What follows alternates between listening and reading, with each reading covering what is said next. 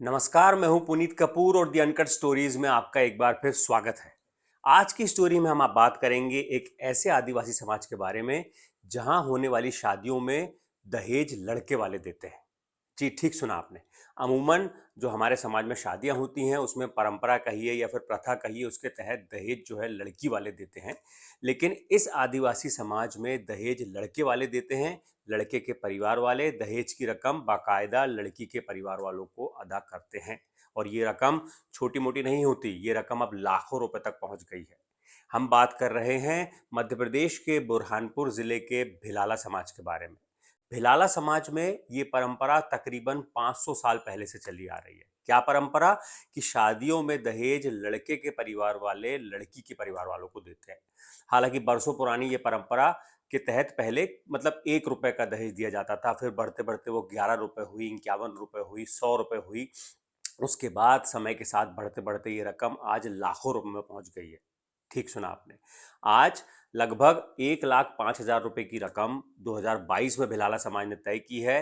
ये 1,05,000 रुपए की रकम लड़का का पक्ष यानी कि लड़के के परिवार वाले लड़की के परिवार वालों को देते हैं, और ये भी उस हालात में जब शादी पारंपरिक रीति रिवाजों के साथ हुई हो, या कह सकते हैं जब अरेंज मैरिज हुई हो।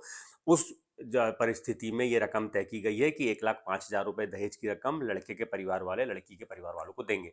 लेकिन जब पारंपरिक रीति रिवाजों से शादी ना हो या परिवारों की मंजूरी से शादी ना हो, लड़का लड़की अपनी मर्जी से शादी कर लें, उन हालात में उस सिचुएशन पे ये रकम बढ़कर 2.5 लाख रुपए तक हो जाती है। और कुछ कुछ जगह तो ऐसे भी मामले हैं जहां पर ये रकम 5 लाख और 7 लाख रुपए तक पहुंच गई है।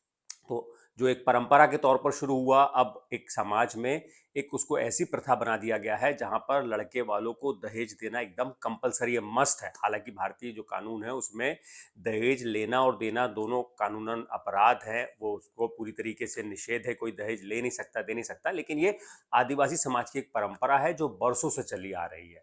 और ये परंपरा एकदम उलट है, जो मतलब यहाँ पर लड़की वाले दहेज नहीं देते हैं, लड़के वाले दहेज देते हैं, और उनको देना एकदम जरूरी होता है। अब कुछ हालात तो ऐसे भी हैं बुरहानपुर के गांवों में अलग अलग, जहां पर लड़के वालों ने अपना घर, खेती की जमीन, बैल गाय जो मवेशी हैं वो बेचकर तक उन्होंने दहेज की रकम अदा करी है।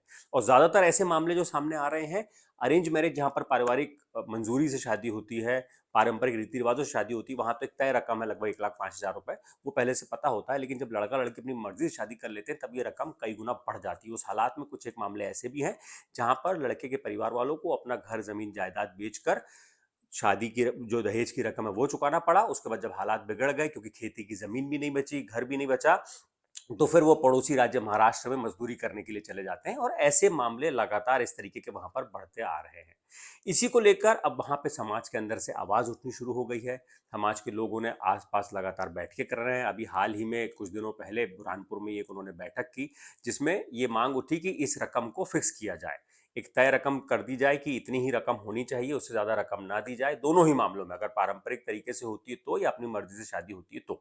इस बारे में बैठक के बाद क्या बताया गांव के लोगों ने, क्या बताया भिलाला समाज के लोगों ने, आइए वो हम आपको सुनाते हैं। हमारा भिलाला समाज में हुआ है। पहले तो ज़्यादा लेता था, लेकिन हमने पिछले 3-4 महीनों से मीटिंग चलाई है। उसमें हमने तय किया है कि हम राजी मर्जी से सगाई शादी करेंगे तो 81,000 रुपया लेंगे, और भग के शादी करेगा लड़की तो लड़का पक्ष से हम लेंगे 1,51,000। इस तरह से हमने फिक्स किया है। लेकिन 50% लोग अभी तक मान रहे हैं और 50% लोग अभी नहीं मान रहे हैं। तो इसके लिए हम ये सम्मेलन में सारे लोगों को बुलाना चाह रहे हैं और बुलाकर हम सभी लोगों को समझा दें। हमारे भील समाज में कम से कम 3 बार तक दहेज कम किया था। पहले 31,000 किए थे, 1-2 साल चला, फिर उसके बाद में 55,000, वो चला 1 साल तक। फिर उसके बाद में समाज बैठ के 1,05,000 करे थे 2022 में। अभी है तो लड़की वाले क्या करते, जो गांव के जैसे ना समझ लोग हैं उनको दारू वारू पिला के न उनको ले जाते, और वहाँ जाके बोलते कि मैं लड़की देना से मना कर रहा था तो मेरी लड़की क्यों लेके आए। ऐसे कहीं मर जाए तो 1.5 लाख भी ले लेते, 2 लाख भी, और कहीं ज़्यादा दादागिरी करे तो 2.5 लाख भी ले लेते। और अभी ऐसे करते करते हमारे 2,45,000 दहेजा पहुँच गया। इसमें क्या है, एक तो गरीब लोग हैं तो वो खेती बाड़ी बैल बेच के न वो जिसके घर में बहू आ गई वो पूरा खेती बाड़ी बेच के ना लड़की वालों को पैसे दे देता और वो लड़की और लड़का जाता महाराष्ट्र। तो सुना आपने कैसे भिलाला समाज के लोग ही अब ये मांग करने लगे हैं कि इस दहेज की रकम को कम कर दिया जाए। बीते सालों से ये रकम लगातार बढ़ते हुए आ रही थी, अब लाखों तक पहुंच गई है। अब समाज के लोगों का कहना है कि इस रकम को, जो अगर पारंपरिक रीति रिवाजों से शादी होती है तो 50,000 या 80,000 जो भी आम सहमति बने वो तय कर दिया जाए, और अगर अपनी मर्जी से लड़का लड़की शादी करते हैं तो वो रकम 1,50,000 रुपए तय कर दिया जाए, जो कि अभी 2.5 लाख कम से कम न्यूनतम है, और वो 5 से 7 लाख रुपए तक पहुंच जाती है। क्योंकि पहले जब ये एक प्रतीक के रूप में परंपरा शुरू हुई थी तब 1 रुपए 11 रुपए इस तरह की रकम दिया जाता था। एक कोशिश होती थी, एक तरीके से महिलाओं का सम्मान करने की कोशिश होती थी। आगे जाके जब रकम बढ़ी तो ये कोशिश हुई कि लड़की के परिवार वालों को एक आर्थिक रूप से मदद हो जाएगी कि अगर लड़की हम ब्याह करके अपने घर पर लेके आ रहे हैं तो कम से कम उनके परिवार वालों को एक कुछ मदद कर दें हम। लेकिन ये रिवाज अब इस तरह रिवाइज हो रही है, रकम जिस तरीके से लगातार बढ़ते बढ़ते अब 1,05,000 हो गई है, 2.5 लाख रुपए हो गई है, 5-5, 7-7 लाख रुपए लिए जा रहे हैं। इसलिए अब समाज के अंदर से ही आवाज उठ रही है, तमाम समाज के लोग बैठ बैठ के कर रहे हैं, गांव गांव जाके ग्राम सभा कर रहे हैं। वहां ये आम सहमति बनाने की कोशिश की जा रही है कि दहेज दिया जाए, लड़के वाले दहेज दें, लड़की के परिवार वालों को दहेज दें, लेकिन एक रकम थोड़ी कम कर दी जाए, क्योंकि बढ़ते बढ़ते अब रकम काफी ज्यादा हो चुकी है।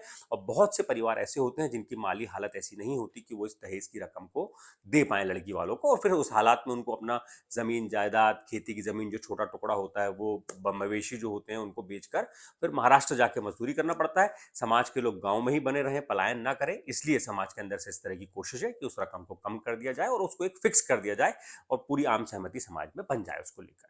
ये स्टोरी अगर आपको अच्छी लगे तो इसे लाइक कीजिएगा, शेयर कीजिएगा और हमारे चैनल को सब्सक्राइब जरूर कीजिएगा। शुक्रिया।